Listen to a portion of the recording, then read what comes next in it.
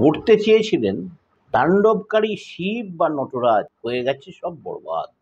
ইচ্ছে ছিল আর.জি. কর আন্দোলনের পিছন থেকে মদত জুগিয়ে একটা বিশৃঙ্খলা অবস্থা তৈরি করে রাষ্ট্রপতি শাসন জারি করা, মমতা সরকারকে ফেলে দেওয়া, তারপর রাজ্যপালের আড়াল থেকে মেঘের আড়াল থেকে মেঘনাথের মতন রাজ্যপালের আড়াল থেকে রাজ্য শাসন। কিন্তু দেখা যাচ্ছে কোনোটাই হলো না, সবই হয়ে গেল বরবাদ।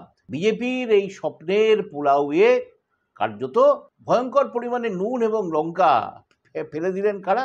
না, বিজেপির কেন্দ্রীয় নেতৃত্ব।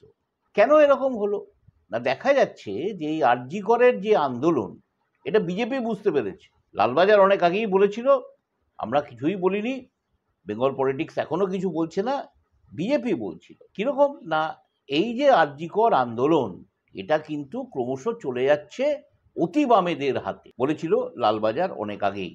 বিজেপির নেতা প্রাক্তন রাজ্য সম্পাদক দিলীপ ঘোষ এটা স্বীকার করেছেন। এইখানে কিন্তু এই আন্দোলনের মধ্যে থেকে বা এই আন্দোলনের নামে যে সমস্ত তথাকথিত ঘেরাও, ধর্ণা, মোমবাতি মিছিল, পথ অবরোধ ইত্যাদি হচ্ছে, তার মধ্যে থেকে কিন্তু আওয়াজ উঠেছে আজাদির। কিসের আজাদি? কি পরাধীন নাকি? বিজেপি কিন্তু রীতিমতো প্রমাদ গুনেছে, বাবা ও বামেদের হাতে চলে যাচ্ছে। বলা মানেটা কি? বলা মানে তারা যে এতদিন ধরে সেকেন্ড পজিশনে ছিলেন, মানে বলতে চাইছি, যদি আপনারা মেডেল ট্যালিতে দেখেন, 1 নম্বরে হয়তো দেখবেন রয়েছে বিরাট কোনো দেশ, চীন বা আমেরিকা, তারা প্রায় কয়েকশো 500-র উপরে মেডেল পেয়ে বসে আছে। একেবারে টিম টিম করে 2 নম্বরে হয়তো কেউ জ্বলছে, যে হয়তো পেয়েছে 3-4টি মেডেল, তাহলে 2 নম্বরে। কেননা তাদের পরের দলেরা আরও খারাপ, একটাও মেডেল পায়নি এরকম দলও আছে, বা এরকম দেশও আছে যারা অলিম্পিকে অংশ নিয়েছে, এশিয়াডে অংশ নিয়েছে।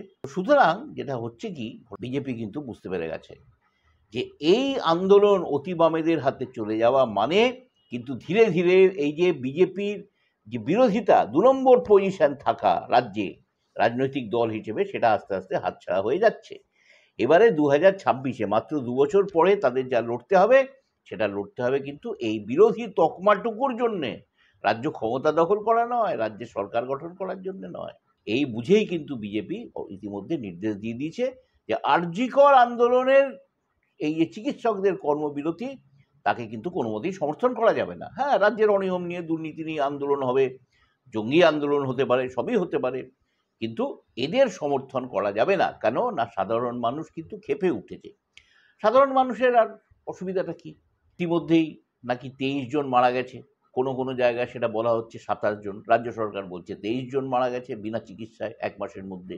কয়েক লক্ষ লোকের আউটডোর ট্রিটমেন্ট হয়নি, কয়েক হাজার লোক এখনো পর্যন্ত ইনডোরে চিকিৎসা পাননি এই 1 মাসের মধ্যে, কয়েকশো লোকের অপারেশন আটকে আছে, এটা বোধহয় সম্ভবত কয়েক হাজারই হবে, আরও বেশ কয়েক হাজার লোকের কিন্তু ডায়ালিসিস বাকি পড়ে রয়েছে। এইসব কারণের জন্য কিন্তু সাধারণ মানুষ ধীরে ধীরে এই আন্দোলন নিয়ে খুব বিরক্ত। আমি যেখানে যেখানে লোকেদের সঙ্গে কথাবার্তা বলি, তারা কিন্তু খুবই সাধারণ মানুষ, তারা হয়তো পানের দোকানদার অথবা আলু পটলালা, তারা খুব বিরক্ত হয়ে বলেন, আর কেন এটা নিয়ে করছে? ঠিক আছে, ডাক্তাররা কর্মবিরতি কেন করছে? এই তো আমাদের অমুক রোগী ছিল, সে বেচারা ট্রিটমেন্ট করাতে পারলো না, বেসরকারি হাসপাতালে তাকে গেল, বেসরকারি হাসপাতালে এত টাকা চাইলো, আমরা দিতে পারলাম না, বাড়িতে নিয়ে এলাম, লোকটা মারা গেল। এটা লোকে বলছে, রাস্তাঘাটে কান পাতলেই শুনতে পাওয়া যাচ্ছে। এটা কিন্তু বিজেপি বুঝতে পেরে গেছে। আজকে 9 সেপ্টেম্বর সুপ্রিম কোর্ট ইতিমধ্যে আদেশ দিয়ে দিয়েছে, মঙ্গলবারের মধ্যে, আজকে সোমবার, মানে কালকে 5টার মধ্যে, বিকেল 5টার মধ্যে এই আর.জি. কর আন্দোলনের চিকিৎসকেদের যারা কর্মবিরতি করছেন, তাদের কিন্তু ফিরে যেতে হবে নিজেদের কাজে। যদি তারা ফিরে না যান, রাজ্য সরকার যদি তাদের বিরুদ্ধে ব্যবস্থা নেন, তাহলে কিন্তু সুপ্রিম কোর্টের আর কিছু বলার থাকবে না। সুপ্রিম কোর্ট বলেছে, হ্যাঁ, নিরাপত্তাও দিতে হবে চিকিৎসকেদের। রাজ্য সরকার বলেছে, আমরা পর্যাপ্ত পরিমাণে সিসিটিভি বসাবো, বাহিনী মোতায়েন করব, নানা কথা বলেছে।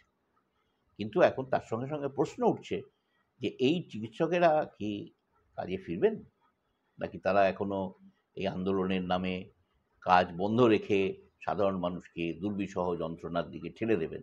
আমরা এই আন্দোলনের বিরোধী নই, আমরা চাই অভয়া, তিলোত্তমা, যাই নামে ডাকা হোক ওই মেয়েটিকে, তিনি যেন, তার পরিবার যেন সঠিক বিচার পান। আমরা চাই যে সমস্ত আন্দোলন চলছে বা যে সমস্ত জাস্টিস ফর আরজি কর বলে যারা রাস্তায় বেরোচ্ছেন তারা তাদের এই দাবি পূর্ণতা পাক। কিন্তু আমরা তার সঙ্গে সঙ্গে কিন্তু কৃষকদের এই কর্মবিরতিটা মোটেই সমর্থন করতে পারছি না, আর পারছি না। আমাদের মাফ করবেন, আমরা খুব দুঃখিত। নমস্কার। এই ভিডিও যদি আপনার ভালো লেগে থাকে লাইক করুন, শেয়ার করুন এবং সাবস্ক্রাইব করুন।